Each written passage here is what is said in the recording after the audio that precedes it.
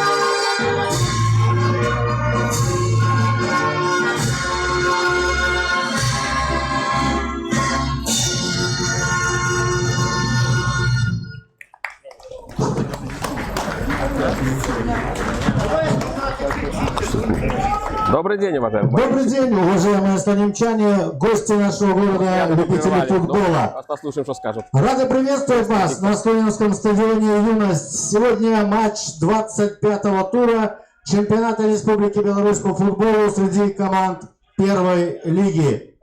Футбольный клуб «Слоним-2017», футбольный клуб НФК «Минск». Команды вышли на поле в следующих составах. Наши гости Минский НФК. В воротах номер 88 Валерий Фомичев. Номер 3 Александр Былина. 5 Павел Гречишко. 8 Михаил Колядко. 9 Максим Савостиков. 17 Александр Скшенецкий. 25 Кирилл Алексеян. 33-й Артем Волович, 54-й Дмитрий Жданок, капитан команды, 77-й Антон Митерев, 90-й Сергей Кошель. Главный тренер команды Сергей Кузьминич. Уважаемые зрители, приветствуем футбольный клуб «Слоним-2017». В воротах Дмитрий Сай, капитан команды. 4-й номер Денис Воскобойный. 5-й Георгий Читанава. 6-й Дмитрий Хмельницкий. 7-й Вадим Спасюк. 9-й Артур Тишко. 10-й Владимир Харланов. 11-й Василий Журневич.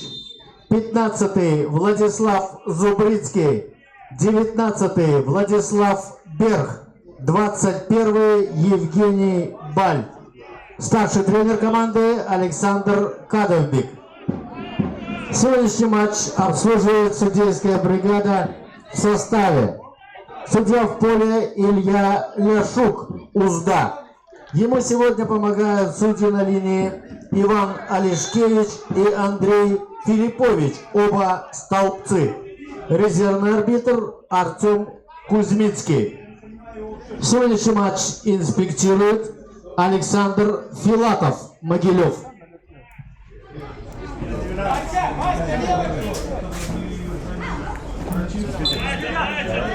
И, наконец, здравствуйте, уважаемые болельщики.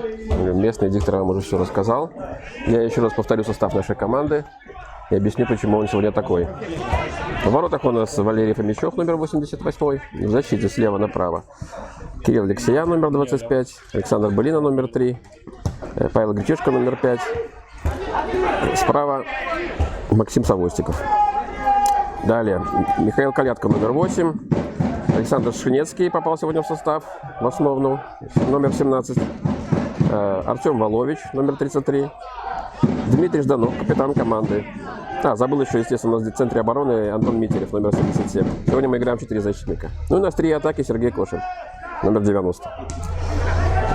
Такие изменения связаны с тем, что травму получил Александр Яцкевич, но он даже сегодня не поехал с командой на игру. Но травма не очень серьезная, я думаю, что тренер ожидает возвращения к следующему матчу. Так, в запасе у нас сегодня два вратаря. Роман Бабаев, номер 1, и Владимир Лойко, номер 99. Артем Булойчик, номер 10. Никита Макаров, номер 24. Алексей Рудинок, номер 69. И Максим Робот, номер 81. Ну, состав Слонима, наверное, мало вам о чем скажет, но скажу вам только, что в запасе сегодня знакомый нам всем Илья Трачинский, который в первом круге выступал за наш клуб. Погода в Слониме замечательная, я даже сегодня успел окунуться на удачу, как обычно. Водичка приятная. Так, теперь вернемся к событиям на поле. Крумкачи заработали угловой и будут подавать. Подача вверхом идет, удар, и рядом со штангой проходит. Не знаю, кто это сбил. Я, кстати, ожидаю гола от Антона Митеря, он мне обещал, что забьет головой. Уделяет ему большое внимание на тренировках. Будем надеяться, что так и случится. Капитан команды Дмитрий Сай, Слонима, вводит мяч от ворот. Кстати, отик здесь довольно приятный, крытый. Даже если дождь был бы, то он не грозит болельщикам, скажем так, можно где укрыться. Вот. Натуральный. Так. Джо хотел отдать передачу на Жданка, но защитник прервал. Вводит мяч из-за боковой качи. Максим Савостиков смотрит, куда бы, кому бы отдать мяч. Все-таки находит Дмитрия Жданка. Он в одно касание на Воловича. Волович немножко сразу пытался троих защитников пройти, такой игрок уже не получилось. И Коммунальник длинным пасом тоже хотел в разрез спустить своего нападающего, но там на подстраховке Павел Гречишко был, он вовремя перехватил мяч. Так, нарушение правил, сбивает Самвостик, сбивает Мишу Колядко. Разворот атаки, на левый фланг Александр Былина. Кирилл Алексеян, пускает Кирилл мяч. В последнее время Кирилл выходил на замене, сегодня вот из-за того, что схема у нас опять перестроилась с 3 защитников на 4, вышел в старте. Может, пока поэтому осваивается. Так, нарушение со стороны Коммунальника. Крумкачи вводит мяч.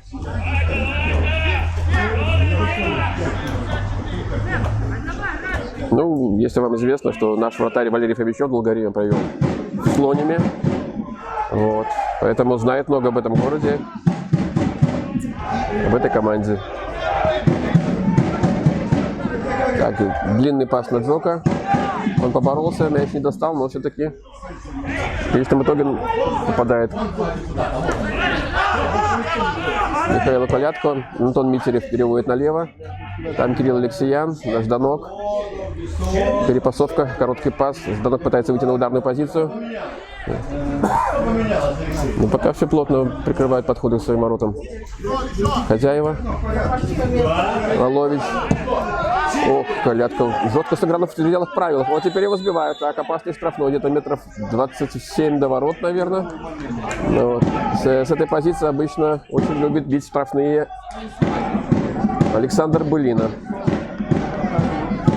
Наших болельщиков слышно, слышите, как поддерживают болельщики нашей команды. Сегодня их достаточно много.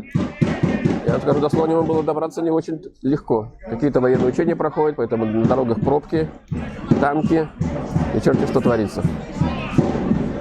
Так, Александр Былина у мяча и Дмитрий Жданок.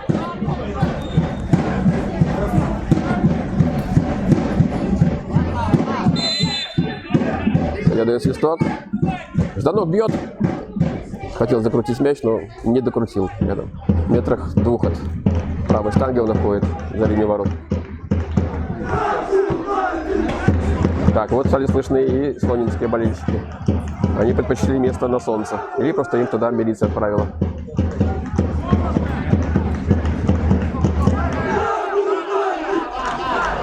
Прошелся по городу, красивый город. Ну, не зря он один из самых древних в Беларуси.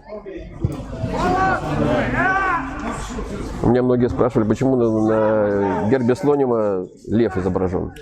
То есть, как бы, по идее, должен быть слон. Я вам скажу просто, что это в честь Льва Сапеги, это герб Льва Сапеги, как бы в честь льва вот такой вот герб и остался Слониму.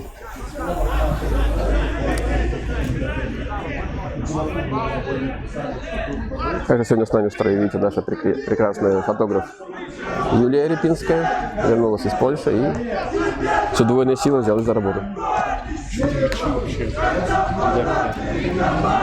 Так долго что-то мяч никак не могут дать.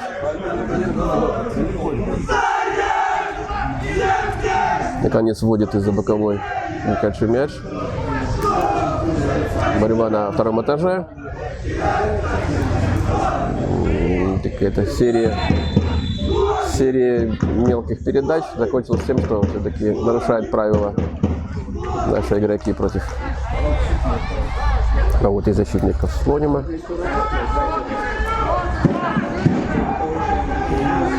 И штрафной пробили хозяин. Ну, вернее, как пробили, разыграли. Вот, отдали. Прессингует высоко прессингует НФК, не дает.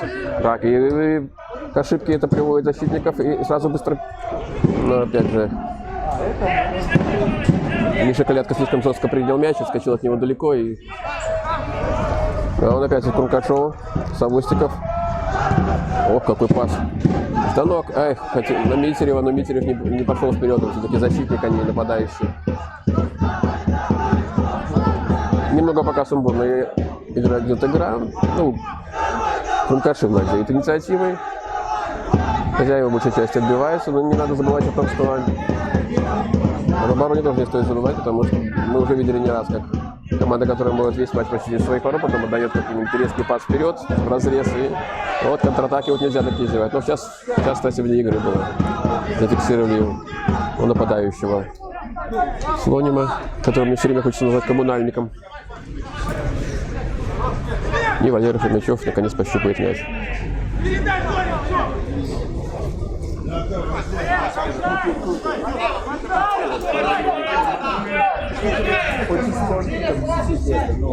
Так, разобрались по позициям. Идет подача длинная. Все-таки борьбу в воздухе выигрывают хозяева. Еще одна попытка Жанка зацепиться за мяч. И вновь мяч на нашей половине поля.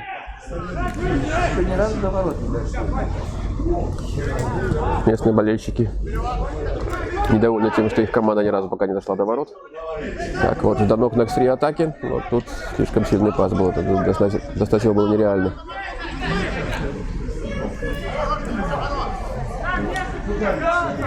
Ну, Коммунальник идет на 12 месте. И то это благодаря тому, что в паузе, в летней паузе команда усилилась. В том числе и нашим Ильей Трачинским. Вот, и наконец она покинула предпоследнее место, если в 12-м.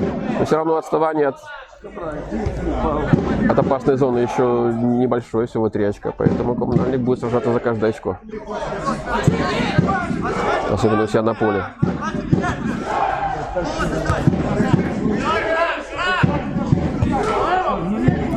У местных болельщиков нет такой безнадеги в глазах, как это наблюдалось в Барановичах. Тех болельщиков здесь немножко все-таки за команду взялись. И руководство города немножко помогать стало. Так, ну пока тут серьезные события происходят, в основном идет борьба за инициативу в центре поля. Ну, вот длинный пас вперед, но прямо в руки Валерию Фомичеву. Быстро выводит мяч Фомичев на Колядка. Налево на Александра Былину. Былина длинный пас на Косове, но это слишком опять. И теперь уже опять мяч в руках вратаря, который уже противоположный ворот. Рукой будет мяч налево. Голкипер Слонима. Перепасовка между защитниками. Ищет продолжение атаки, но тут прессингуют Крумкачи, не дают хозяевам разыграть, выйти даже из зоны, из своей половины поля. Разворачивает атаку, попытается еще раз развернуть атаку Коммунальник. Слоним 2017. И ошибается, мяч уходит за боковую, мяч из аута бьют НФК. Судья показывает, что нужно вести с того места, откуда он вышел. Следит за этим. Савостиков думал водить, потом отдал все-таки мяч Митереву. Пока видно, что НФК пытается нащупать слабые места в обороне противника. Одним флангом, а таким другим нащупать слабое место, через которое можно расшатать оборону и проникнуть к воротам, ближе к воротам и выйти на ударную позицию. А теперь мяч уже на левом фланге нашей атаки. Слева будет водить Кирилл Алексеян.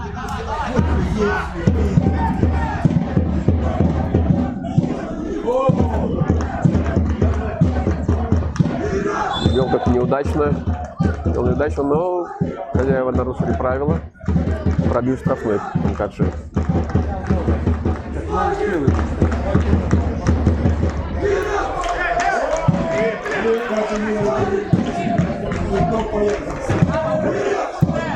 Ну, навеса в штрафную не будет, видно, что будут разыгрывать дальше мяч. Так оно и есть.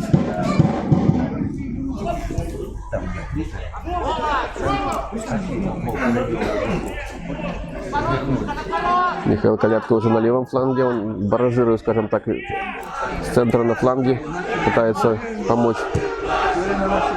Так, пошли Савостикова. Митерев подает. Ой, какой-то был то ли удар, то ли подача. Уходящий мяч, но не вышло ни то, ни другое. Удар от ворот.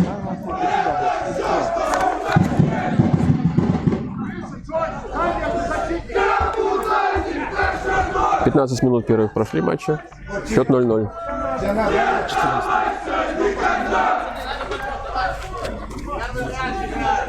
Мне подскажут, что 14 минута прошла. Ну, идет пока, да. Вел от ворот дальним ударом голкипер Слонима. Мяч перехватили Крумкальцы, но нарушение правил, накладка была. Савостиков, Жданок. Никакого нарушения нет, хотя Жданок на поле, лежит на траве, но судья нарушений со стороны хозяев не заметил. Попытка длинного заброса, но Гречишка на месте. И еще раз. Вот они могут разобраться между собой. Игроки Крумкашева, слава богу. Антон Митерев недолго думая, просто выбивает на всякий случай за боковую и разряжает обстановку.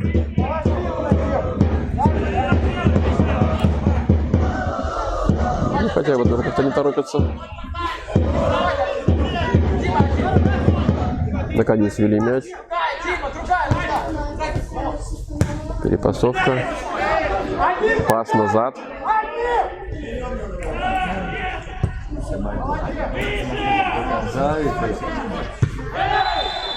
И вновь нарушение против Крумкашева. Опять такая же нарушение, накладка. То есть наш игрок бьет по мячу, а соперник прямой ногой сверху идет. Это кажется штрафным ударом. Разыграли штрафной Крумкашев. Кирилл Алексеян подвигается по флангу. Отличный выход. На удар будет Жданка удар. Но, к сожалению, не получился такой удар, как в предыдущем матче. Но побить поворотом все равно нужно, потому что без ударов голов не бывает. Хорошо вышел Дима Жданок на ударную позицию, продвинулся, но чуть-чуть не вышло. Само исполнение подвело. Вновь удар от ворот.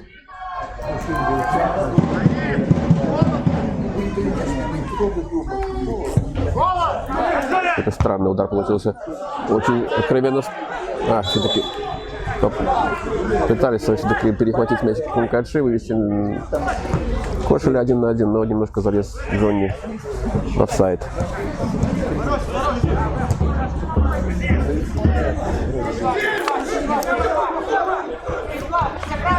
Разыграли хозяева мяч, по-прежнему стараются пасовать на своем поле. В половине поля, потом длинным как забросом кого-то отправить в прорыв. Но там тоже не дают им особо развернуться вороны. В итоге все-таки хозяева теряют мяч. А вот хороший... опять вне игры. Отлично был пас. Ай-яй-яй, сейчас можно желтый получить. Или Кошель может получить желтый за этот удар после свистка. Оказалось, что был хороший пас Савостикова, но чуть-чуть буквально, там, не знаю, полуметра, наверное, Кошель залез в положение вне игры.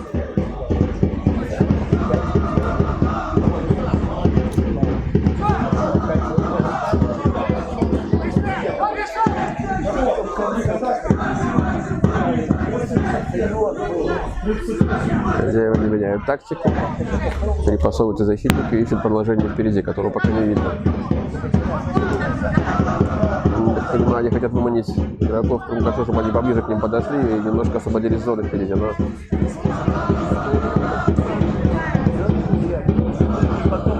Может быть, что-то такое получилось у них на фланге создать, но ненадолго.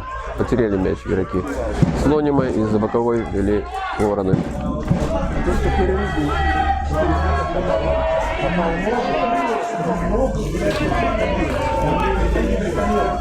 Скажу, наши защитники тусовались на фланге, пытаясь найти продолжение атаки. Потерял мяч Алексеян, но тут же он опять оказывается у нас. В общем, пока видите, очень сумбурная игра.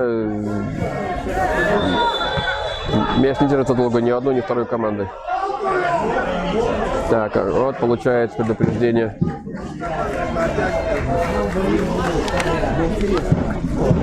Александр Булина, по-моему, не вижу отсюда. Судья считает, что он прямой ногой пошел в игрока Слонима. За это получил желтую карточку. Да, это Александр Булина.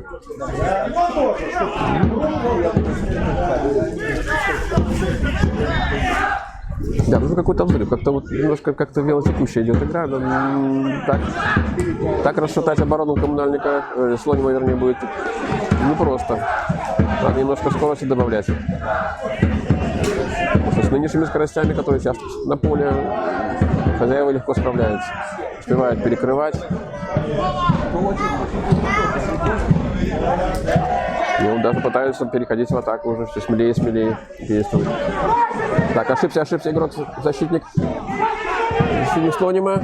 Кошель на второй его подстраховал, но все-таки Джок заставил ошибиться игрока хозяев. Савостиков на Жданка.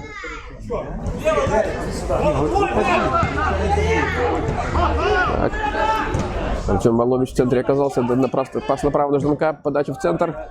Не дотягивается до мяча Михаил Калятко. Он хорошо в прыжке пытался пробить головой, но не дотянулся. Но все равно он будет подавать угловой. ЛФК, это второй угловой матча. Опять с того же фланга. И пошел подавать как раз Михаил Калятко.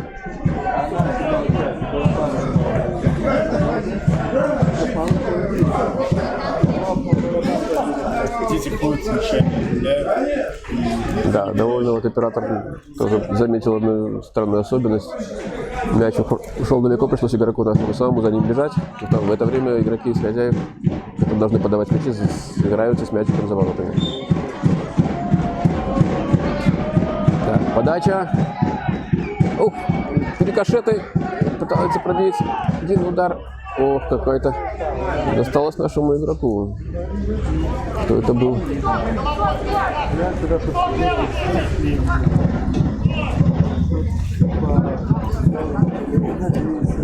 По-моему, все тот же многострадальный Александр Булина. До этого получил предупреждение, а теперь получил по ногам. Но судья нарушение не заметил, значит, там было все в пределах правил.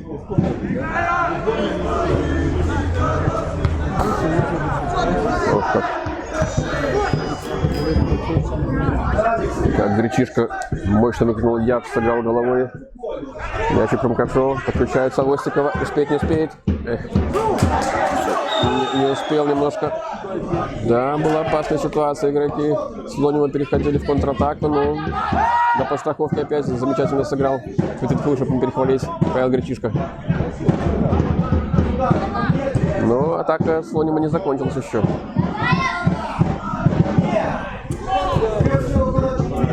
Ну вот теперь закончилась.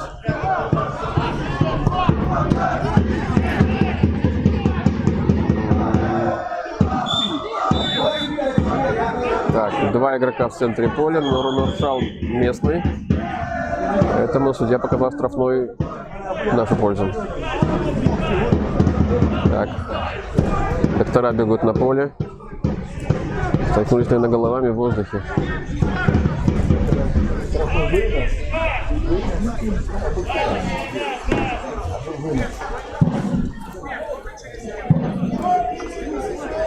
Наш игрок уже на ногах. Это Александр Шинецкий был. А кто ушло, мы еще до сих пор оказывает ему помощь.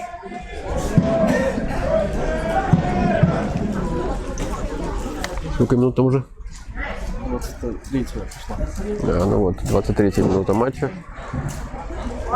Счет 0-0. Скажем так, голевых моментов особо и не было. За исключением опасного штрафного, который исполняли Крумкаши. Ну и можно вспомнить только удар Дмитрия Жанка, который прошел выше ворот.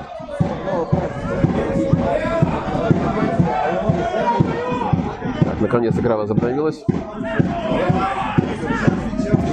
Михаил Колядко. Право на Савостикова. Угловой, теперь уже с другого фланга.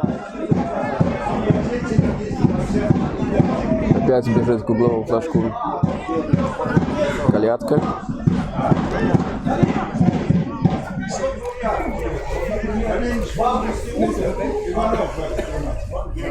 Посмотрим, как получится с этого фланга.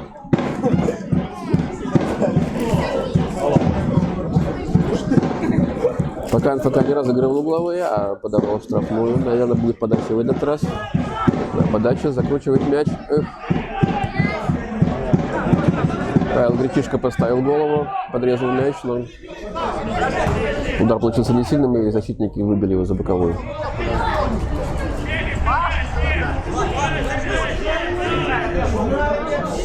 Далеко бросает Колядко мяч, почти как угловой практически вышло, но Чеку опять защитник Слонима. Мало того, они еще переходят в контратаку.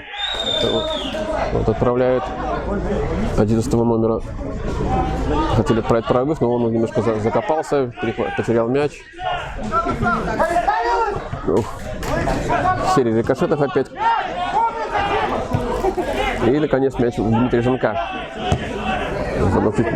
Тоже уходил от него мяч, он его терял. Но все-таки опять. Ох, какое нарушение. Ой, как грубо сбил нашего игрока местный защитник. Да, желтую карточку, наверное, покажут, я не вижу пока. Но в карман лезет даже с предупреждением, посмотрим. Уже, по-моему, показал и записывает. Опять врачи на поле. Кто же у нас там так пролетел? Алексеян, что ли?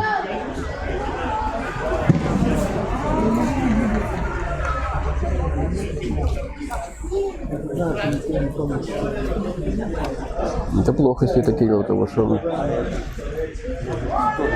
только недавно восстановился от травмы. Да, это Кирилл Алексеян, болельщики его поддерживают. Но вроде бы не прихрамывает, все хорошо. Возвращается в игру.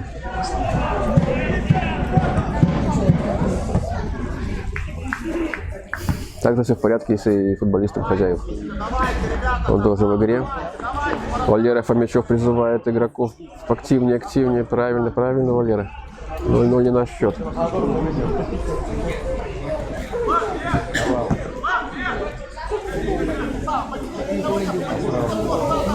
Да, спорит с судьей игрок хозяев, не согласен, наверное, с желтой карточкой. Но странно, почему он разговаривает с судьей, а не капитан-вратарь. Слонима. Наконец все вопросы решены. Так, устраивают стенку хозяева. И у нас у мяча снова Михаил Колядко, который практически исполняет почти все стандарты.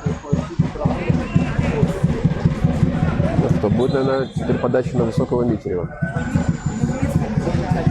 Хотя здесь рядом Дмитрий Жданок, возможно, будет розыгрыш. Но сейчас увидим.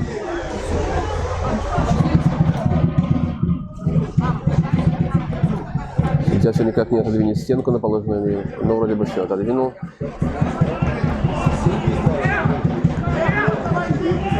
Что-то объясняет игрокам. В центре штрафной, чтобы, наверное, не толкались. Так, Наконец-то дает свисток. Подача. Ух, какой удар был. Джок бил. Джок бил, но попал, наверное, по-моему, даже своего попал, потому что лежит на штрафной. Так.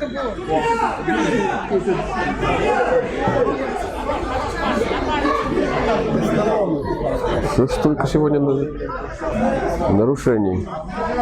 Опять два игрока, только вот теперь уже в разных точках поля.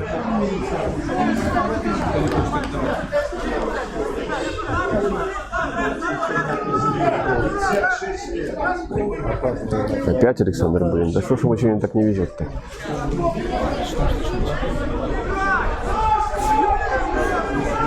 Сейчас на этот раз уже Забровка оказывает ему помощь. Похоже, Кошель, когда бил, попал с своего. Вроде бы никаких таких серьезных нарушений со стороны игроков хозяев не наблюдалось. Там нарушение было, Перехватывает давно мяч. Но Дмитрий пытается пройти сам, подключает направо. Колядка ускоряется. Подача. Эх, ай-яй-яй. Ой, еще удар. Сначала еще немного не дошел.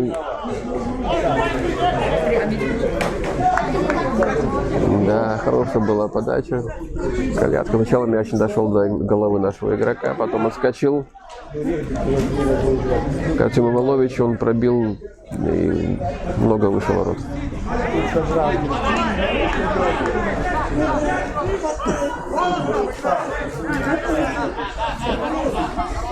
И снова голкипер долго думает, куда ему вести мяч. Так, наконец решается.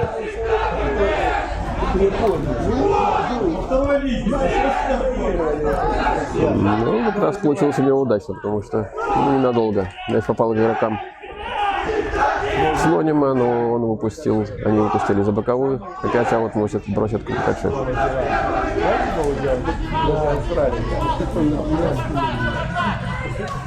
Ох, какое-то странное нарушение было сейчас против. По-моему, это был Александр Шинецкий. Он показывает, что против него нарушали правила. Судья не забил, пропустил момент. Поэтому просто только аут. Александр Былина ищет, кому бы бросить. Пришел, просто берет вдоль бровки. Еще раз аут, и теперь уже метров на 20 ближе к воротам Слонима.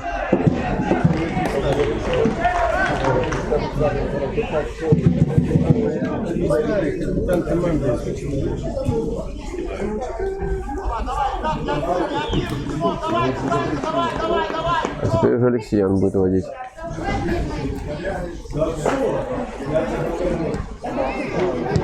Алексеян вел, подача. Мяч до Джока не дошел. Но он теперь Жданка. Жданок продвигается к линии штрафной. Заработал угловой. И опять Колядков побежал к угловому флажку.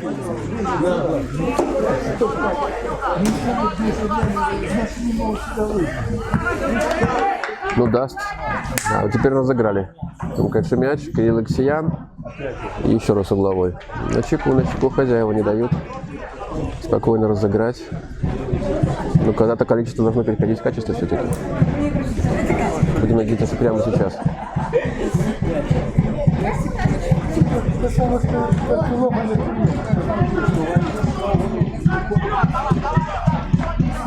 Так, тщательно устанавливает Колядка мяч. Он скоро разживется с этой точкой. Опять розыгрыш. В этот раз с Кошелем.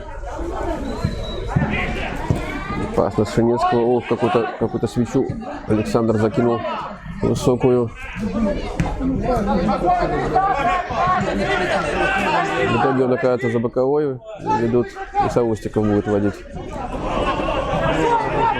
Да, как-то получается пока игра. Скажем так, в одни ворота, но до ворот дело практически не доходит. Очень грамотно обороняются хозяева. На ударной позиции не дают выйти особенно. В воздухе тоже выигрывают. В основном борьбу.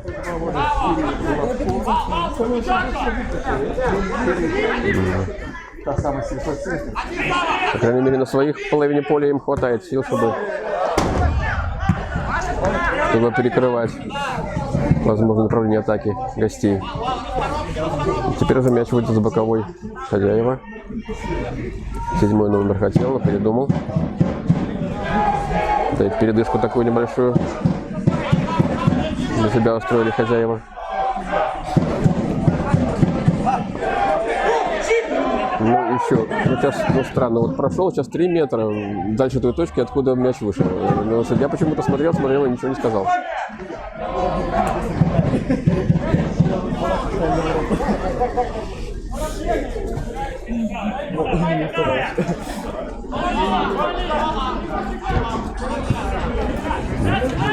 Так, постепенно аутами дошли до углового флажка, до нашего. Хозяева сейчас 5-й номер, наверное, будет вбрасывать штрафной, потому что все игроки в синей форме потянулись куда-то туда, в центр штрафной. Да, разбегается он. Нет, разбегался, как говорится, на рубль, бросил на ближнему. Была подача в штрафную.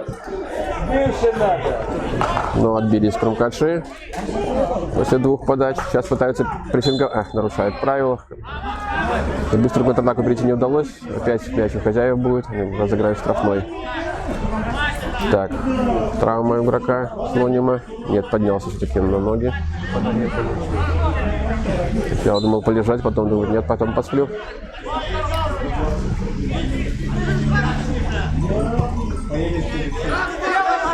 Видите, ближе к концу тайма. Хозяева тоже осмелели уже, не роняются всеми силами на своей половине поля, уже большими силами идут вперед. Так, ну сейчас мяч у Валерия Фомичева, есть возможность перейти быструю контратаку. Убивает он с ноги. Там сразу 3 наших игрока. Так, тут Кирилл Алексеян. Но у него мяч все-таки выбивают защитники, и опять атака переходит в вялотекущее русло. Или, скажем так, позиционное, если говорить правильно.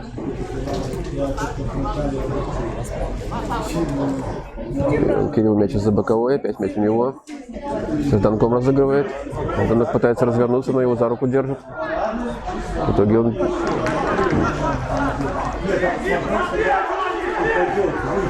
Опять очередной был аут. Забирали кромкачи, а теперь потеряли. Хотели развернуть атаку, но не успели. Но опекают плотно, да. Хозяева, игроки хозяев плотно опекают. Видно, что игроков здесь опытных много у них, футболистов.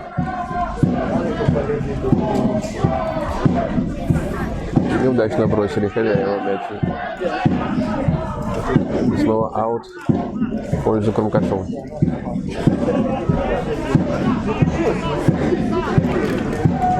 Так может Пултаева пройти на этом фланге. С одних аутов. Надо развернуть атаку. Вот длинная попытка длинного паса на Кошеля, но там все его там держат 2-3. Очередной аут, я уже устал их считать. Хотя я в школе хорошо учился.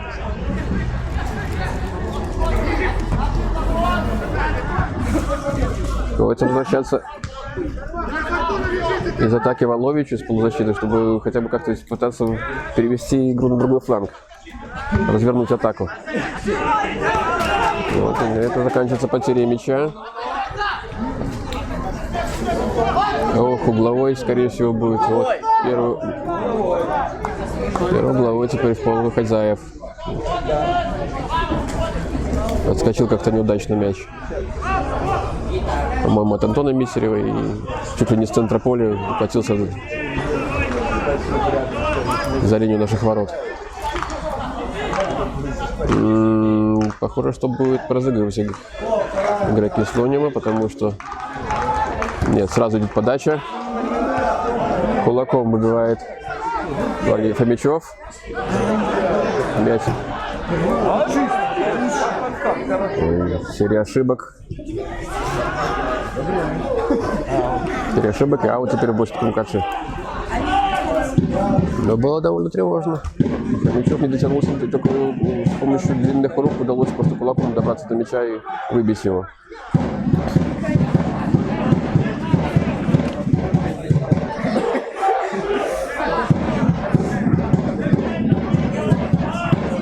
В перерыве наверняка последуют какие-то замены у нас, потому что пока в атаке дела откровенно не ладятся.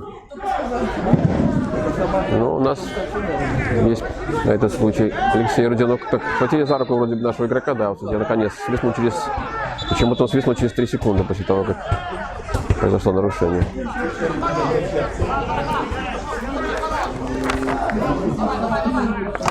Может выйти Рудинов, может выйти Никита Макаров, ну, или Артем Булойчик в центр поля. Посреди, так сказать, силы.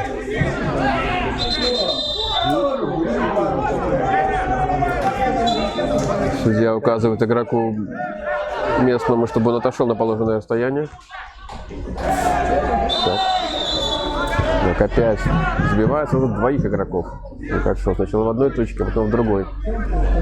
Что-то как-то грубовато играет Козявыч, честно говоря.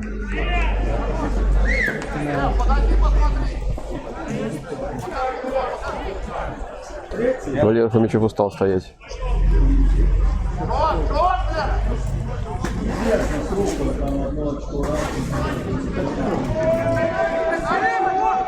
Стоял стоять на воротах и ждать, пока напарники наконец откроют счет. Решил подсказывать ближе к центру поля. Да, опять пауза медицинская. Уже 3-я или 4-я в первом тайме.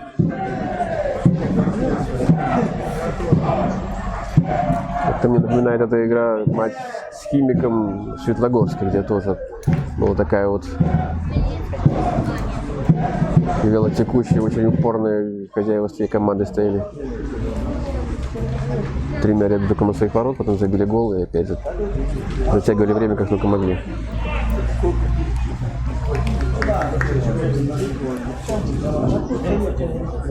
Медленно уводят с поля кого-то из слонимцев.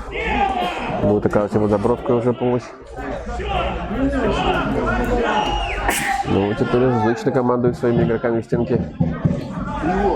Голкипер Слонима Дмитрий Сай.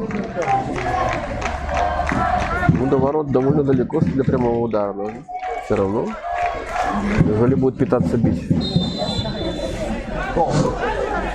Это идет подача. Нет, и не подача не удалась, и подбор не удался. Переходит в контратаку, нарушает правила. Да, нарушает правила. Митерев получит желтую карту. Замена в команде Слоним 2017.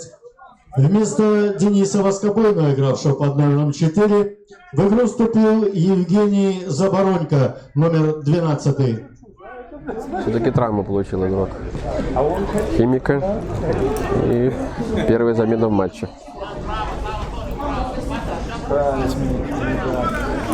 Осталось 5 минут, да? Ну, 5 минут до конца первого тайма, который пока нас не радует откровенно.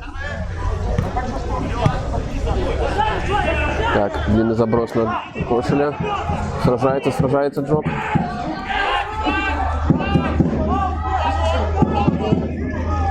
Так, ну и зарабатывает угловой.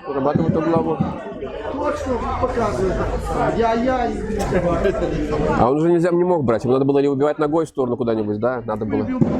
Да. Голкипер хозяев крикнул я, а вот до мяча не добрался и упустил его за... Так, и вновь Колядка. Пробегал Савостиков. Нет, все-таки идет подача. Опять не дотягивается никто из воронов до мяча. Опережают его соперники.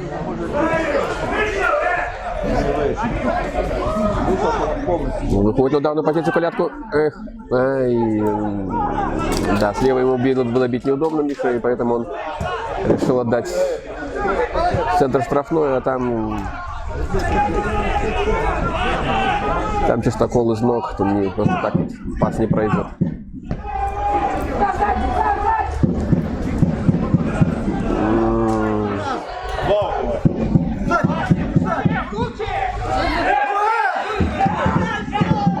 Что ты падаешь? Почему-то упал игрок хозяев, а судья... Ну, надо все-таки, наверное, мяч выбить за бока. Нет, судья сам оставляет мяч. Возмущаются местные болельщики, говорят, что... Не болельщик.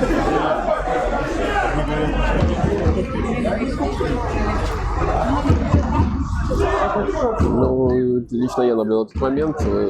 Наш игрок, может, если придерживал только за корпус руками, но никак не наступал ему и не бил по ногам. Поэтому тут странное падение. Просто, наверное, хотел заработать штрафной. Футболист Слонима. Штрафной не заработал, но игру все-таки остановила очередная пауза, которая сбивает наступательный настрой. Так, вот я был толчок в спину, но судья теперь решил баш на баш здесь не свистнуть.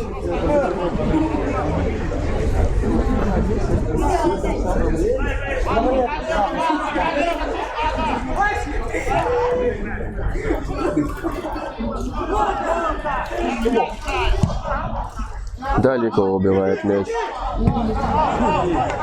вратарь хозяев, но за боковую. Мяч теперь опять у гостей.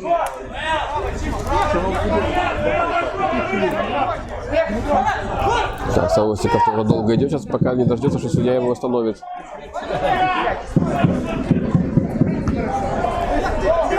Спрашивал на коше, но неудачно. А там никого. Да. Длинный заброс.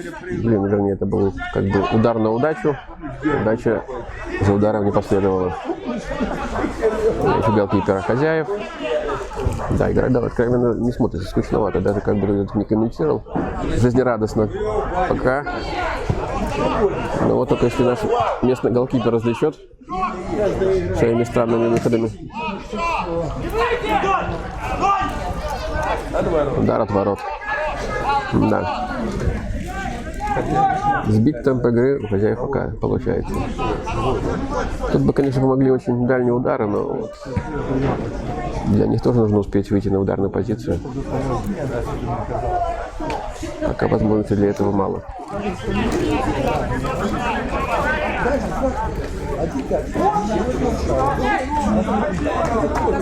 Вот выбыл Александр Яскевич, и сразу заметно, что вот не хватает нам атакующей мощи. Потому что игроку, который может и головой завершить, и зацепиться впереди, наверху.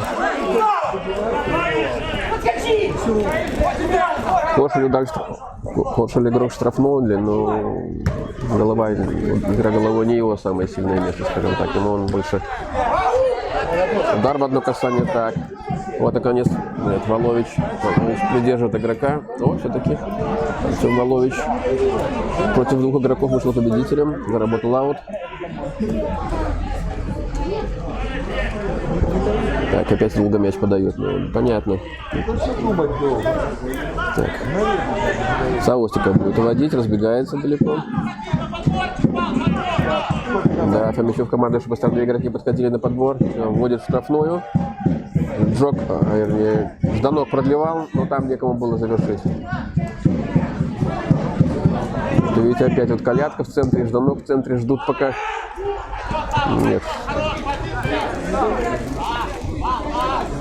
Подача длинная Савостикова, но слишком сильный, и голкипер легко владевает мячом.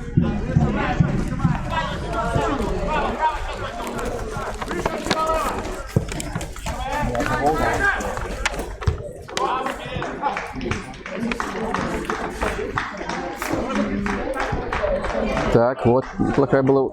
Эх, ну, вот только сказал неплохая, опять пошло неточная скидка Кошеля, и теперь уже нужно перебазовать назад наши ворота, потому что хозяева быстро пошли в атаку.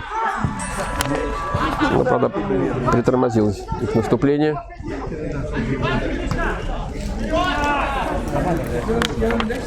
Так. Эх, хорошо шел. Хорошо шел Волович, выстроил себе массу игроков, но вот точный пас направо дать не удалось. Не прошла передача. Приглуши звук на секунду. Приглуши звук на секунду.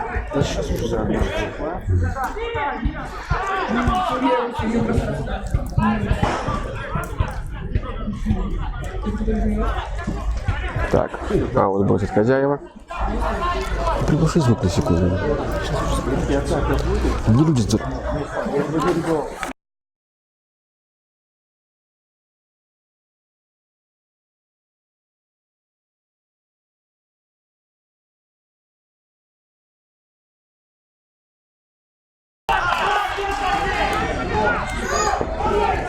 Давай. Вот, наконец-то, более-менее похоже на атаку. Вот, Жданок выходит 1 на 1. Мяч летит в ворота, ну, странно, получает травму Жданок. Судья тут же дает финальный свисток. Да.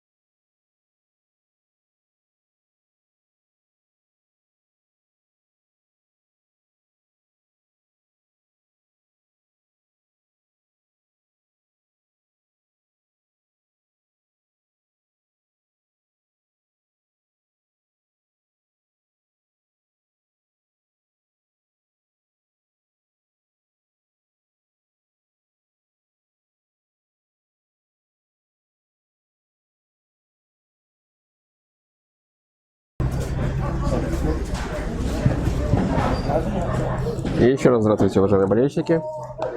С Лонями начинается второй тайм матча местной команды с Лонем 2017 и НФК.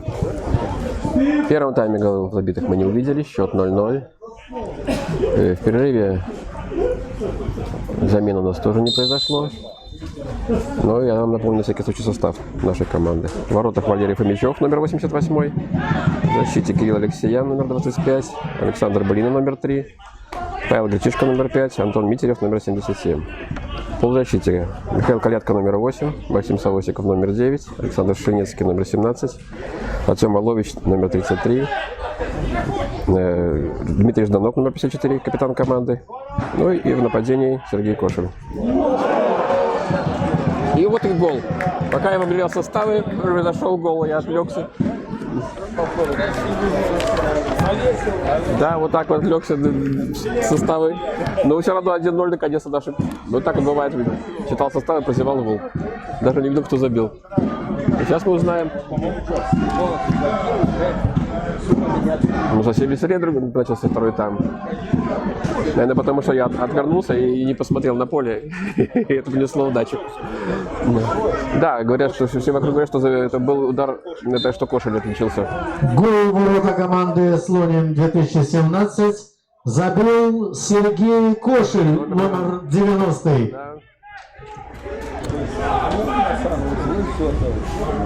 Да, это уже совсем другой рисунок придаст игре, потому что в первом тайме хозяева в основном отсиживались в обороне. Из их опасных действий можно было запомнить только угловой один. Ну, вот. И то с ним легко справился Валерий Фомичев. А так они в основном на своей половине поля проводили и вязали как могли на игроков Кумкачев, не давали им ни развернуться, ни выйти на ударную позицию.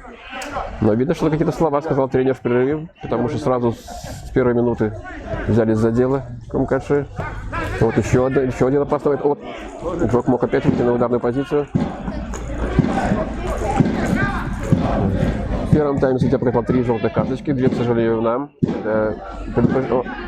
Так, нарушил правила, сейчас игрок Слонима дернул, было вне игры. Так вот, получил за грубую игру Александр Блина предупреждение, хотя не был согласен с тем, что он играл грубо. За срыв атаки соперника Антон Митерев.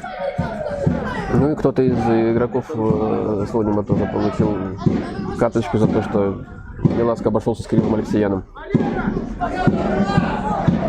Так, Валерий Фомичев вводит далеко мяч. Вперед, гонит команду вперед. На бровке разминается еще, я вижу, Алексей Рудинок. Видимо, тоже будет еще замена, усиление. Так, вот сейчас он неплохая скидка получил у хозяев. Центр поля. О, какой техничный игрок прошел. Но хорошо. На грани фола играл Павел Гречишко, конечно. Мог судья и свистнуть, но посчитал, что Павел сыграл по правилам. А вот теперь нет, теперь звучит судейский свисток, нарушение правил. Скорее всего, хозяева будут подавать мяч в штрафную.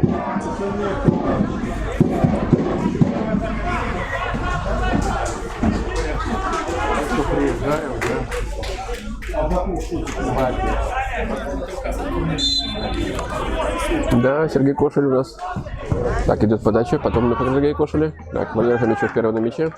Сергей Кошель у нас лучший бомбардир клуба в истории и не хочет сдавать позиции. Увеличил отрыв от конкурентов. Ох, дернули за руку почему-то нашего игрока, но почему-то судейский свисток промолчал. Это был Артем Волович, и Антон Митерев даже не вижу отсюда. Далеко плохо видно.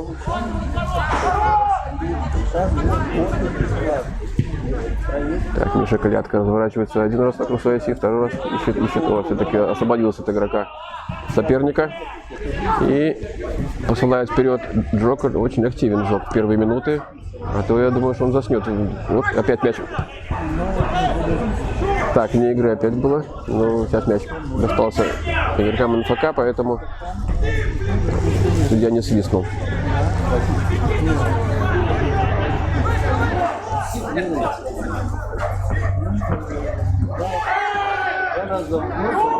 Странно, был там Судья никаких нарушений не видит, но назначает просто аут и все.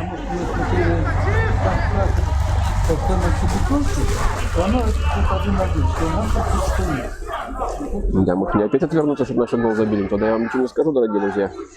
Но пока еще посмотрю, посмотрим. Мне тоже хочется увидеть гол в нашем исполнении. Рисунок сильно не меняется, хотя, несмотря на пропущенный гол, по большей части надеется на быстрый ток контратаки. Высоко прессинговать не собираются. Как-то мятушня какая-то на том фланге происходит постоянная. Неплохо было бы развернуть атаку МКШ, потому что слишком много игроков собралось на одном фланге и нету простора. Но вот сейчас...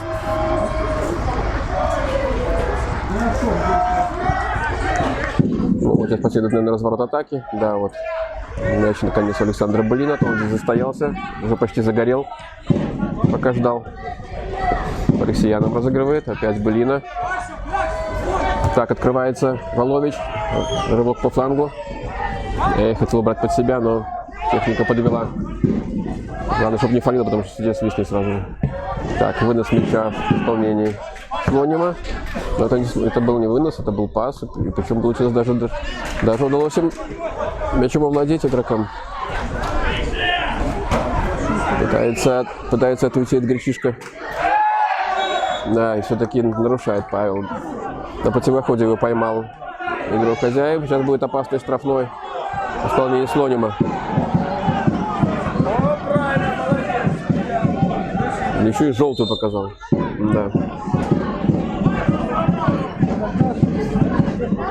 Да, что-то у нас много сегодня, какой-то листопад. Осенью, но нам такой листопад не нужен. Странно, но нарушение рядовое. Почему была желтая карточка? Может, он по лицу попал ему случайно? Ну, в финишном протоколе, вернее, окончательном судья укажет причину. Так, долго готовится.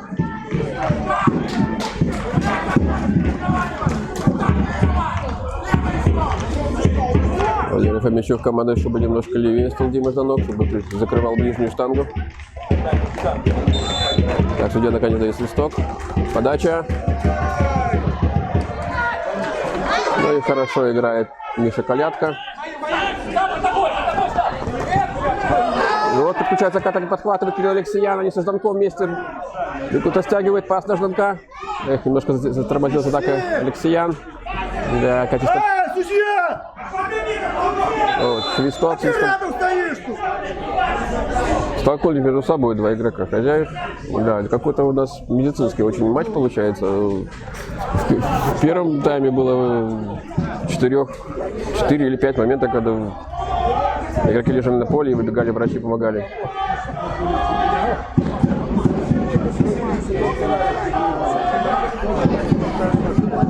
Честно говоря, я так увлекся нашей атакой, что даже не посмотрел, что здесь произошло, как они могли вместе. Ну, наверное, один держится за голову, второй держится за все. Надеюсь, что все будет в порядке. Здоровья всем желаем. Нет, все-таки что-то с ногой.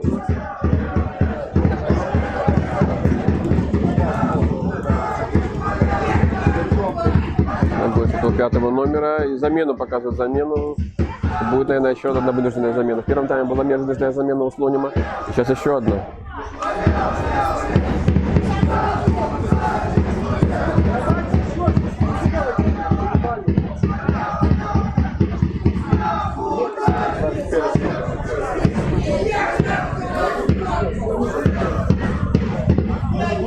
Да, помню момент, теперь мне напоминаю, что они как раз пытались добраться до мяча, Жданка, прервать проход и вместе столкнулись друг другу по ногам. Получился удар.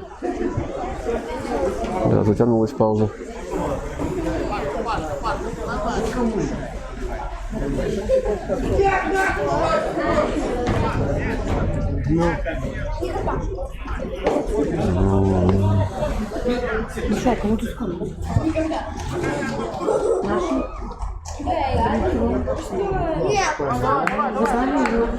Так, уводят за боковую линию игрока. Да, скорее всего будет замена, потому что так хромает, это уже не похоже, что можно с такой травмой вернуться на поле.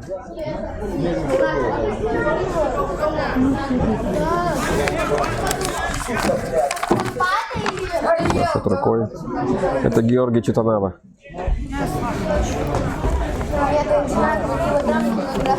Миша, ты потом можешь куда вынесешь? Ну, отлови! Ладь! Так, сейчас за боковой вели мяч. Пожалуйста, пожалуйста. Жаки Кункашов. Подошел какой-то местный работник культуры. И рассказывал о том, что решил какие-то местные проблемы. Так. Так, опять. Эй. Чуть-чуть не хватило точности пасу Алексеяна, чтобы Жданка опять отправить в проход.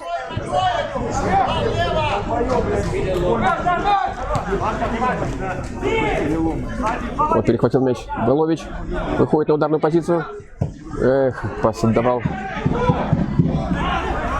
Вне игры, залез. Жданок увидел.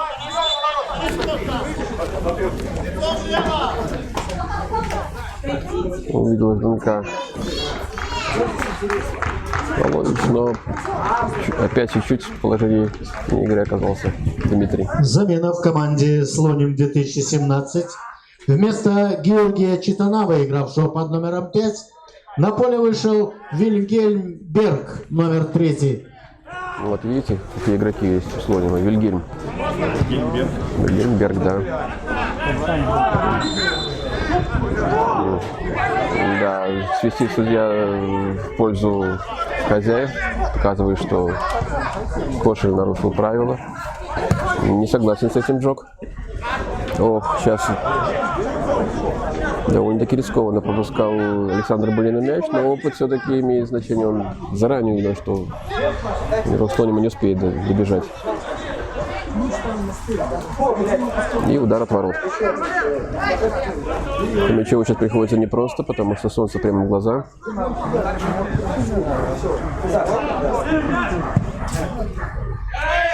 Так, пас идет на левый фланг.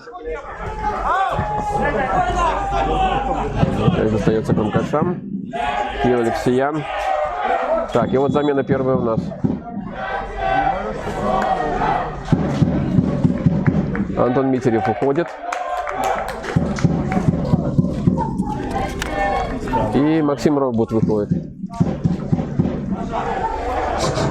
Ну, я так понимаю, что Робот пойдет на флангах. А кто же будет в центре обороны? Замена в команде НФК Минск. Вместо Антона Митерева, игравшего под номером 77, на поле вышел Максим Ровбут, номер 81.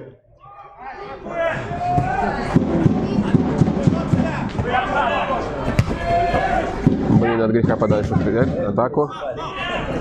На Жданка. Кошель мяч. Достается Кошелю направо. Включает к атаку. Подача.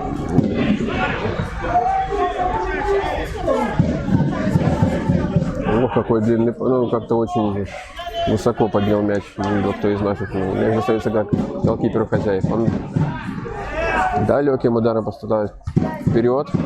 Здесь первым на мяче дважды был Гретишко. Ох, как-то неудачно сейчас Волович сыграл. Попал в плечо Колядка.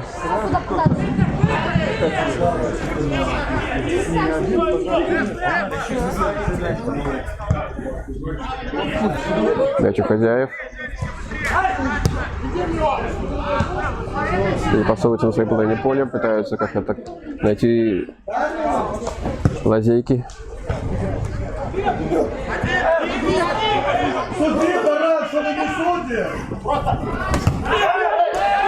Мяч не вышел, но он все равно достался игрокам с Маргони. Они сейчас, естественно, предпринимают всяческие попытки сравнять счет, активизировались. Поэтому нужно быть настороже. Не бегал, сидел бы его возить. Наши болельщики поддерживают Илью Трачинского, который сейчас выступает за Слоним. А начало сезона провел в нашей команде. Это надо подбег к уху для клещ. Вот нарушение правил, сбивает на правом фланге.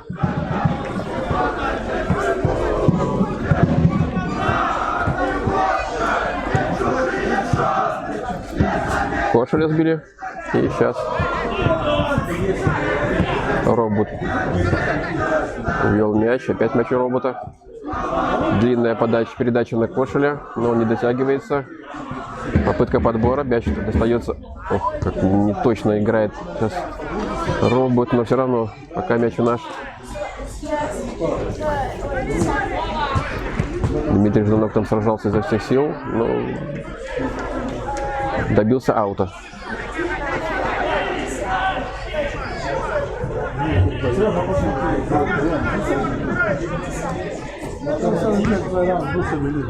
Ох, хорошо сейчас. Волович ушел. Ай, ну пас получился неточным. Ну так хорошо прошел, но в центр передачи не получилось. Ну и сейчас больше атакуют правым флангом Крумкачи.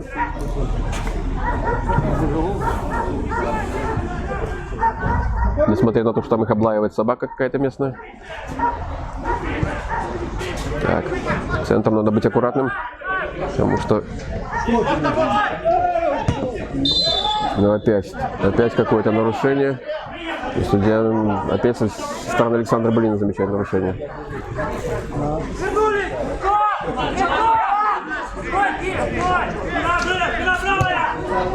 Так, тем временем я вижу, что переодевается еще наш игрок.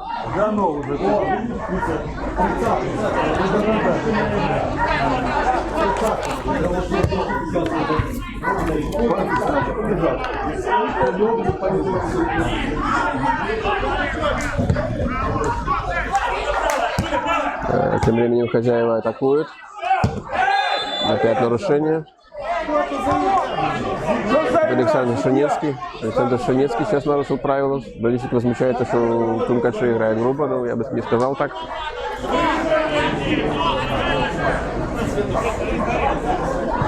Рыжий борода. Нужно вспомнить о том, что травмы игроки хозяев получили в основном за столкновение друг с другом. Так. На своей половине поля у хозяев в этот раз почти никого не оставалось.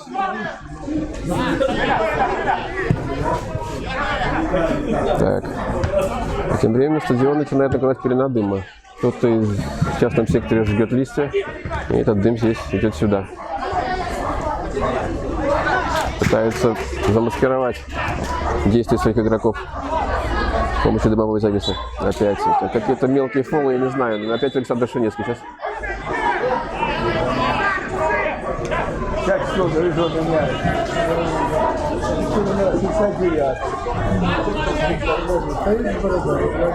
Так, ну, у нас замена.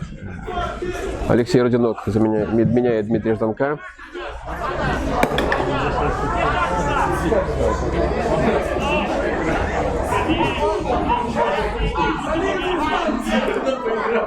Судья пока не разрешил замену. Не знаю почему.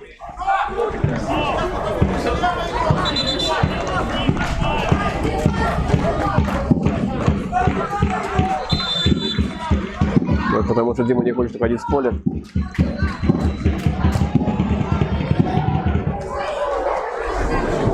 Последовала подача в центр поля, и там наши защитники убивают мяч на угловой.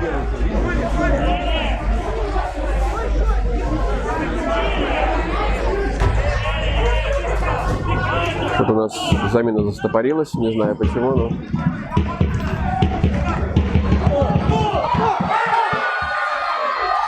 Ой, какой опаснейший момент был сейчас. И там и штанга, и перекладина поучаствовала. И, да, вот, да, чуть не доиграли с Крумкачи вот такой вот тактикой. Там уже и Валера Черничев не спас. Да, откровенно повезло сейчас Крумкачам, что счет не стал 1-1. Вот Илья Трачинский Повел новых партнеров в атаку. Ну, замену-то судья произведи. Вот наконец-то следует замена. Иди, рыжий, уходи. Дмитрий Жданов передает капитанскую повязку Александру Шинецкому и уходит за ближайшую боковую. Да, я знаю. Я уже сказал, что Родионов выходит. Мне это подсказывает. Замена в команде НФК Минск. Вместо Дмитрия Жданка, игравшего под номером 54, в игру вступил Алексей Рудунок, номер 69.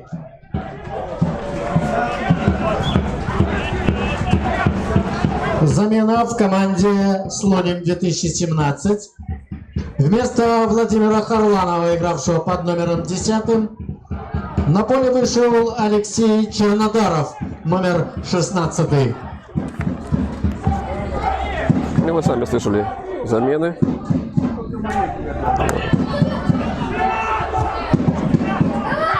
У нас вышел Алексей Рудиноков, а у хозяев молодой 18-летний тоже Алексей Чернодаров. Да, сейчас приобняли за шею Кошелей, поэтому судья справедливо назначил штрафной в пользу Кумкачева. Да, тревожные минуты последние выдались для НФК. Надо переходить в нападение, потому что это лучшая оборона.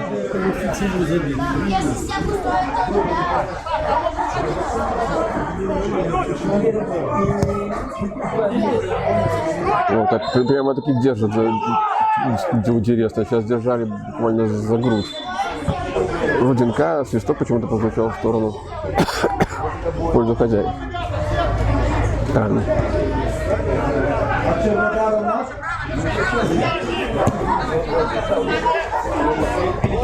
Выходит мяч в воздухе за боковую линию.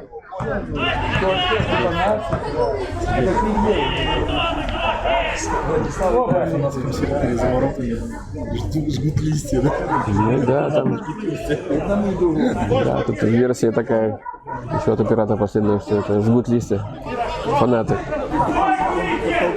Сморгони. Ой, Слонева. Вот, Родионок выводит на открытую позицию, там только разбираться, на ракете надо разбежаться Найдой и пробить. Пробить. Это он отдает пас направо. Подача в центр. Кошель дотягивается. Алексеян почему-то промедлил с ударом, надо было бить сразу. Так, Ровбут. Ровбут подключает Волович Ровбута. И отворот все-таки. Не успел Ровбут подать мяч с фланга. Так, сейчас уже хозяева быстро разыгрывают.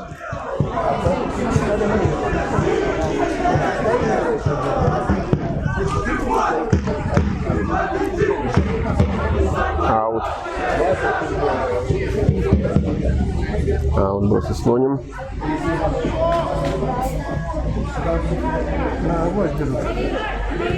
Вот, конечно, с выходом Трачинского игра у хозяев преобразилась.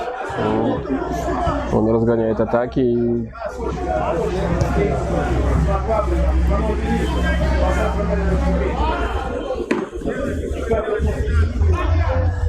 и сам на скорости уходит. Снова отбивается Крумкачи за боковую мяч.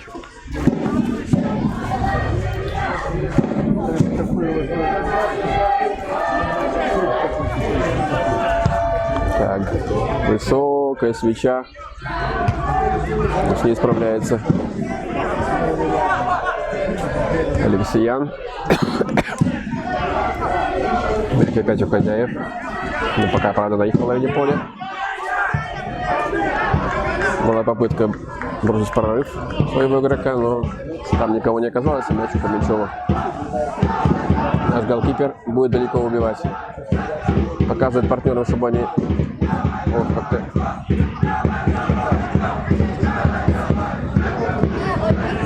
Вот. Корпусом хорошо оттесняет Алексеян.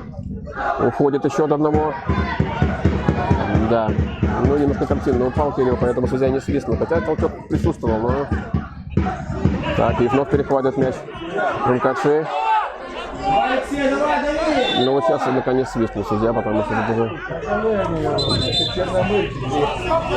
Это как раз молодой игрок, 18-летний, вышел и вот прессинговал изо всех сил Кирилла, но только с помощью нарушения правил смог его остановить. Михаил Калятко мяча, но уже сейчас Крумкачи не так активно идут в штрафную площадь. Хотя надо бы наоборот приободриться, потому что, ребята, 1-0 это не счет, 1-0 это очень скользкий счет. А мы не в хоккей играем. Ну, здесь скользкость не нужна. На опережение что-то такое хотел придумать Калятко, но разгадали его замысел соперники. О, опять теперь грубый удар по ногам. Это в желтый может давать был. Но сейчас это желтый. Но это был, ну, это очень грубый удар был. Я не знаю, почему судья не дал желтую карточку. Потому что откровенно срубил Калятко.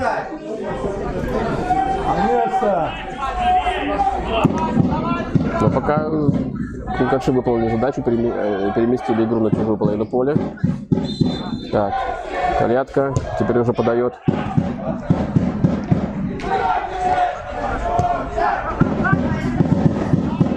Несколько на робота. Ай, ну вот робот очень долго думал.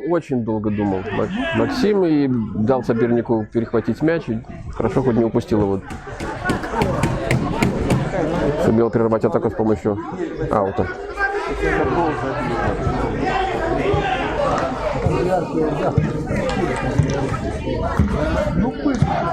Да.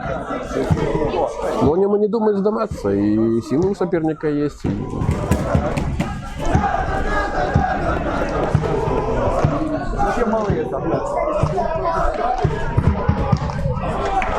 Ну, сейчас хорошо прикрыл корпусом мяч игрок НФК и удар от ворот.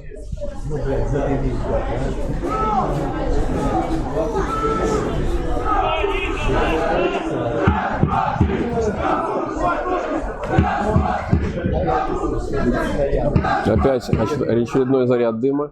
Интересно, докажет ли соперник уже такую пиротехнику местных жителей.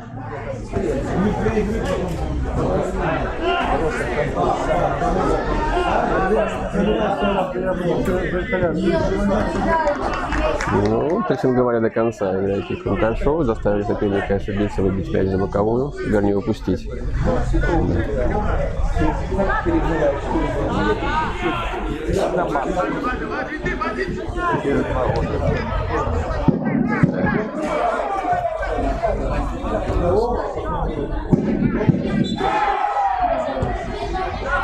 Почти перешли в контратаку игроки Слонима, но не точно сыграли, мяч это боковой минут.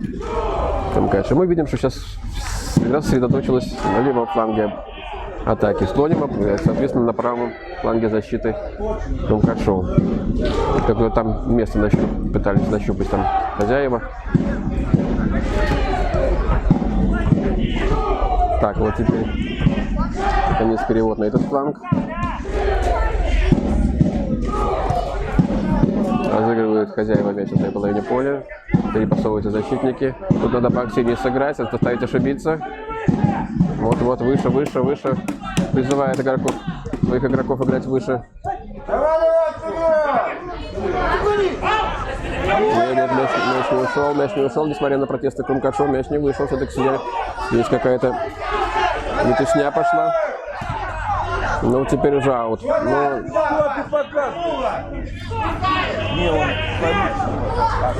Да, что-то там высказывают друг другу игроки Крумкачева. Да, немножко сейчас игра обострилась наших ворот. Так, вот Кирилл Алексеев вступил в борьбу.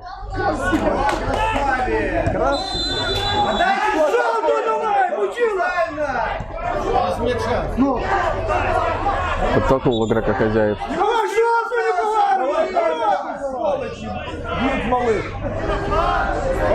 Предлагает давать желтую местные болельщики, но как всегда, своим же не предлагают дать желтую, когда по ногам бьют чужих. Тарачинский. Опасно он подавал, опасно на выход. Жорко удалось спиной дать пас.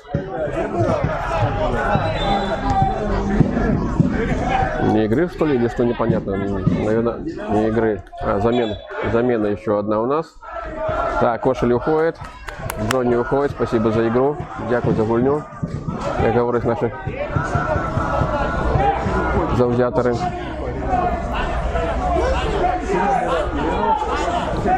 Замена в команде НФК Минск. Вместо Антона Митерева, игравшего под номером 77-м, Кто-то перепутал. в игру вступил Никита Макаров. Вместо Кошеля вышел. Вместо Сергея Кошеля, игравшего под номером 90, Да, играет справился. Никита Макаров, номер 24. Ох, опять какая-то метусня у наших ворот. Надо этот... Удар от ворот. Не, да, сейчас как-то очень все тревожнее становится наших ворот. После забитого гола как-то постепенно стихало, да, как-то наша активность спадала, и сейчас инициативой владеют хозяева, причем им удается подходить к воротам, создавать опасные моменты. Один так вообще был супер голевой. У нас спасал такой перекладину там. Замена в команде Слоним 2017. Вместо Василия Журневича, игравшего под номером 11, на поле вышел Олег Герасимчик, номер 13.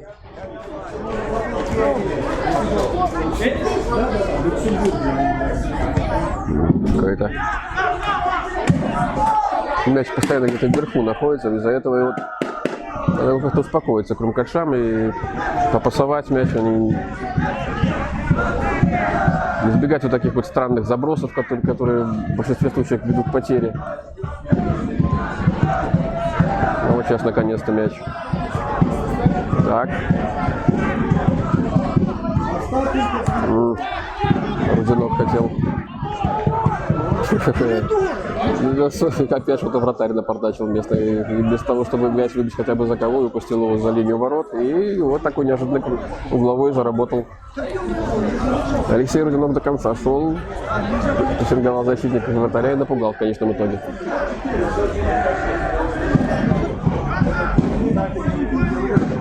Ну, по традиции здесь Калятка пошел подавать.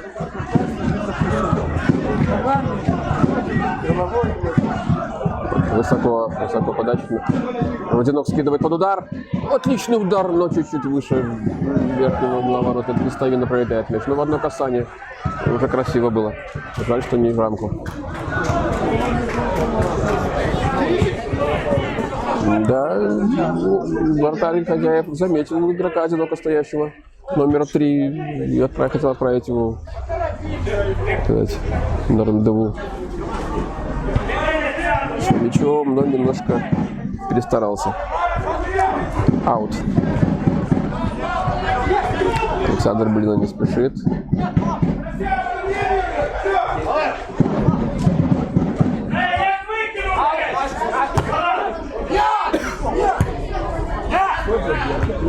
Рудинок. Так, мяч у голкипера. Убивает далеко в поле. Сейчас хозяева идут большими силами вот так. Вот надо воспользоваться разреженной обороной. Вот сейчас вот Волович в одиночку вообще практически принимает мяч, но вот налево на Рудинка. Рудинку надо ускориться, он любит это делать. У лицевой линии, а потом оттуда подать, прострелить. Так он и делает. Но очень сильно перестарался Алексей. Атака тем не менее продолжается. Робот. Ох, ай-яй-яй, ну как, Волович дотянулся. Дотянулся вратарь, выбивает мяч. Ох, я чуть не ошибся. Александр Шинецкий, но вовремя перевел мяч назад. Так, робота мяч. Ох, ай-яй-яй, ну какая была хорошая комбинация. Но Савустиков ошибся. 80-я минута мне подсказывает оператор. Матча пошла. Счет 1-0 в пользу Крумкачева.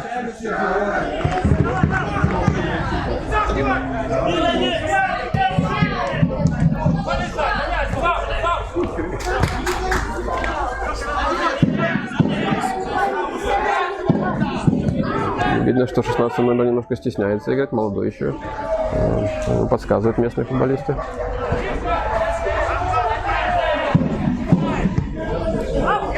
О, здесь численное преимущество, сейчас на этом флаге нет. Мяч у Валовича. Ну что ж так. Вот, наконец. Большими атаками четвером выходит. Четвером. Валович, Выхолович встречается в центр. Наверное, но это как-то было неправильно. Там открывался Шинецкий. Так, спокойно. Здесь спокойно. Один. Спокойно в центре Колядка. Колядка Валовича. Шинецкий. Шинецкий осматривает, тут никого нету. Некому дать пас. Разворачивает атаку. Но здесь опасно, надо аккуратно, потому что прессингуют местные игроки.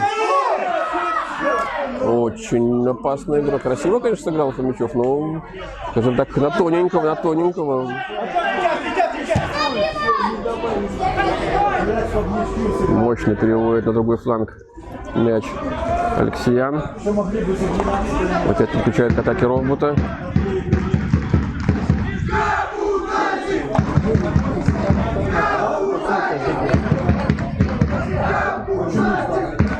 Ох, как красиво разворачивается сейчас. И зарабатывает угловой. Кто это был, не вижу. Наверное...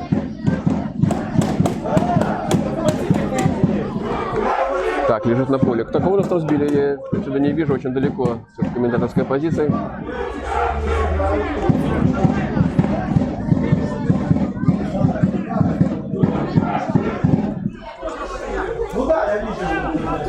Головой Колядка пошел подавать.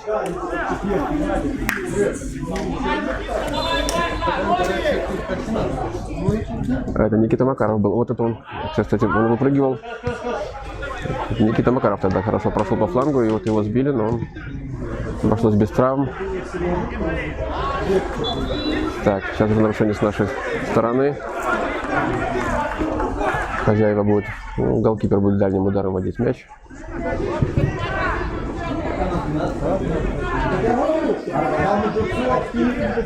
Конечно нет. Там все самое высокое 12.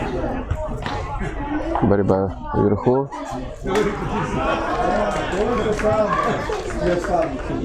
Заканчивается тем, что мяч будет водить игру Крумкачи. Да, вот вам и аутсайдер, как говорится. Очень достойно команда смотрится с ним. По крайней мере, гораздо интереснее тех, с кем мы играли в последнее время. И тактика была правильно избрана на матч. Потому что все знают, что Крумкачи сейчас грозная сила. Если с ними играть открыто, то можно получить целую кошелку. А тут они...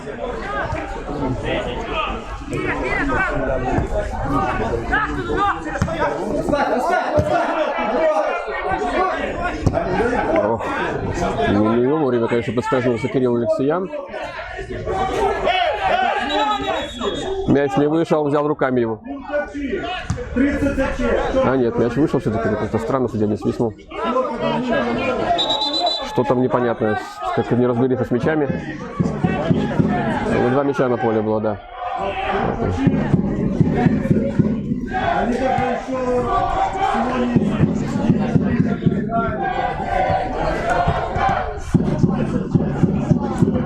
Удачно сейчас сыграл Савостиков. Перехватил мяч. Отдал на Валовича. Валович.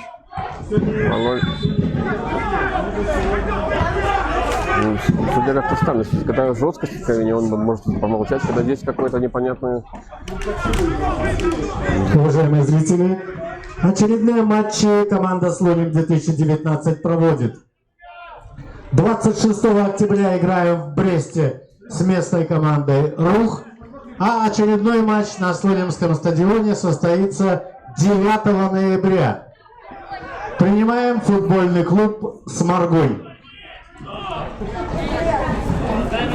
Так. Аут вводят игроки Крумкачева. Александр Блин не будет торопиться, это понятно.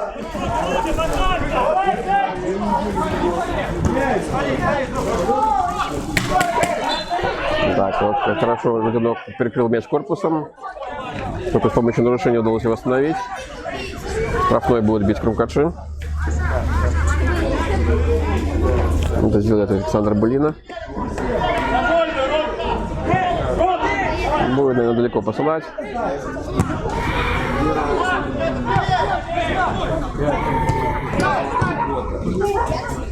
Хорошо, хорошо.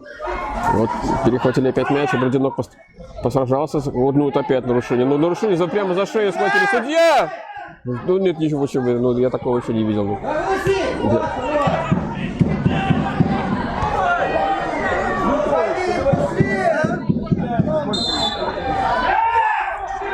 Странно, какие свистки последние судья.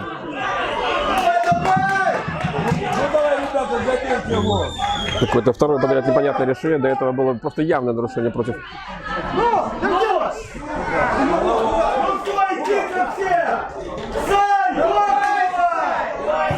Сейчас надо аккуратно, потом ушел головой. О.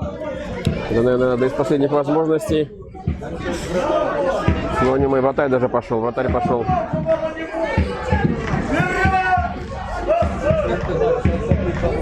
Чего не тут, там только.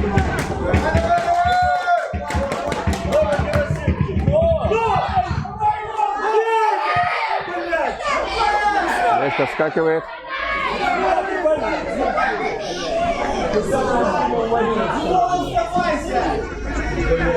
Да, отбились. Какая волнительная концовка. Дорогие друзья, даже я иногда перехватываю дыхание. Так переживаю. Ну, прямо как английский чемпионат, когда аутсайдер может дать бой кому угодно. Хотя я вам уже говорил, что Слоним в летнюю паузу усилился. Вот Илья Трофинский тоже спешит.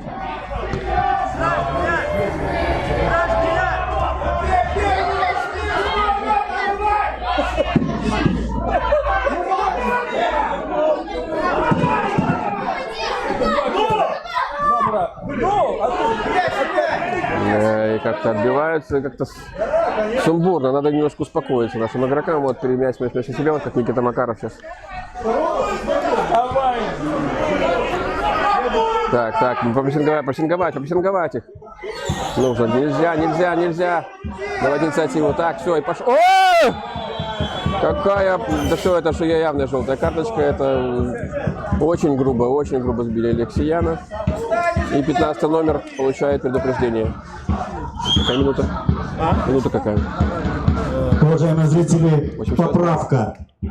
88-я минута матча. Очередной матч на нашем стадионе состоится 2 ноября. Играем с футбольным клубом «Сморгонь».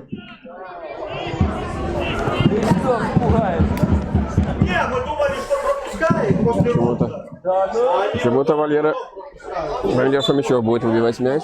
Так, главное, чтобы ему очень не показал, не получил желтую карточку за затяжку времени. Потому что судья сейчас очень активен в этом плане. Далеко вперед он посылает. Алексеян выиграл верховую борьбу. Хотел на Руденка отправить.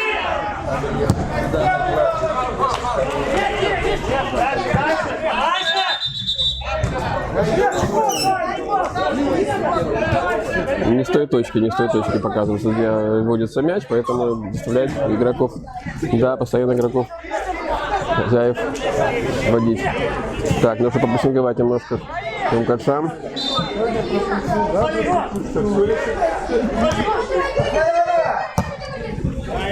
Так. 2 мяча.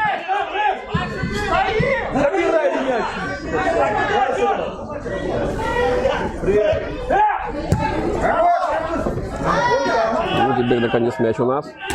Но Кирилл Алексеевич возмущен действиями судьи, потому что вижу, его подталкивают. Ну сейчас как-то что-то между собой никак не могут Шинецкий и Алексеевич между собой поделить. А эти по чем? Какие? По 200? Ну все. Да.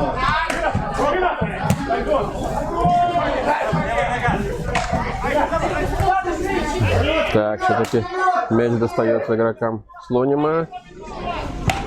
И сразу же длинный заброс вперед. Очень неудачно играет сейчас Ой, кто-то из наших защитников не дает он под удар Трачинскому, который сразу пробил, но слава богу, что заблокирован был удар, немножко ослабилась его сила, и Валера Фомичев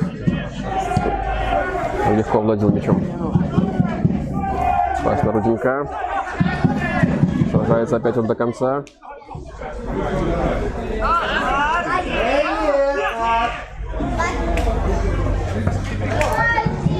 К основному времени матча добавлено минимум 4 минуты.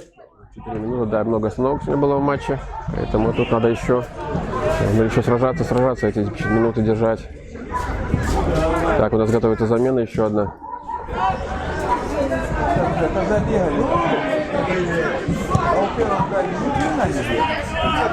Не, ну как-то мы очень уже сбились на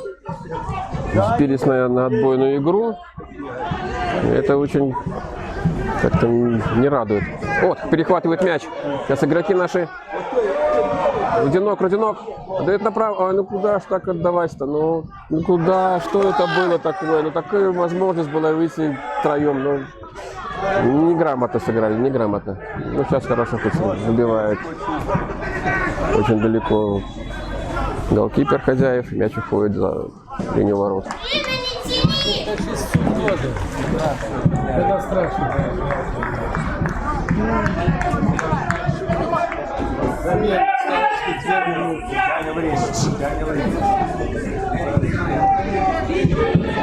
Александр Шинецкий уходит с поля. Замена в И команде Артем Волочек выходит. МФК Минск. Вместо Александра Шинецкого, игравшего под номером 17, на поле вышел Артем Булойчик, номер 10. У Булойчика было небольшое повреждение, поэтому он пропускал несколько игр, но сейчас восстановился полностью и вот появился на поле. Ох, не очень неудачно выбил мяч в этот раз. В этот раз не очень неудачно выбил.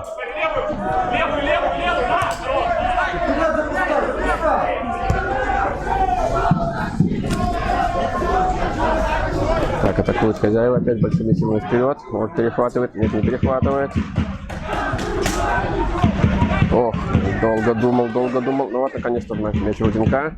Есть возможность опять перейти в контратаку. Посылает вперед.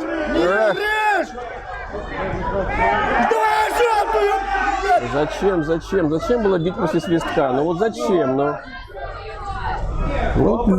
желтая карточка на ровном месте. Ну, вот.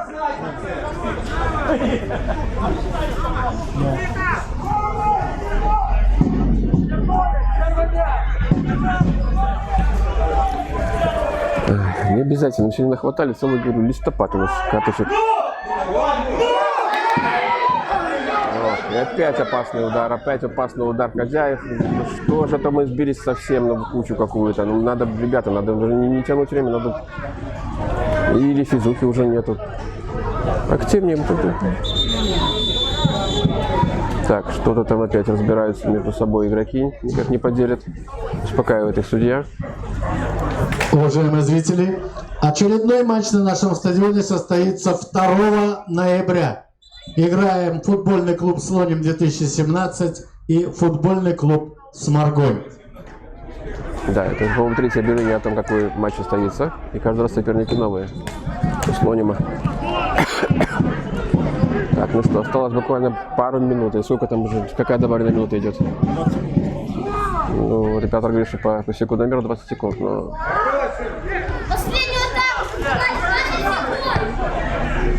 Вот, Руденок уходит, ну пробей. Решил поддержать мяч. Зачем держать мяч? Ну вот, чтобы вот забить гол и решить все проблемы. Вот я не понимаю такого вот. Все, наконец-то. О, какая. Поздравляю вас с победой, друзья. Это была очень сложная победа. Это не похоже на наш стиль в последнее время. Матч окончен, уважаемые зрители. До свидания. И до новых встреч на футболе. С победой вас. До новых встреч.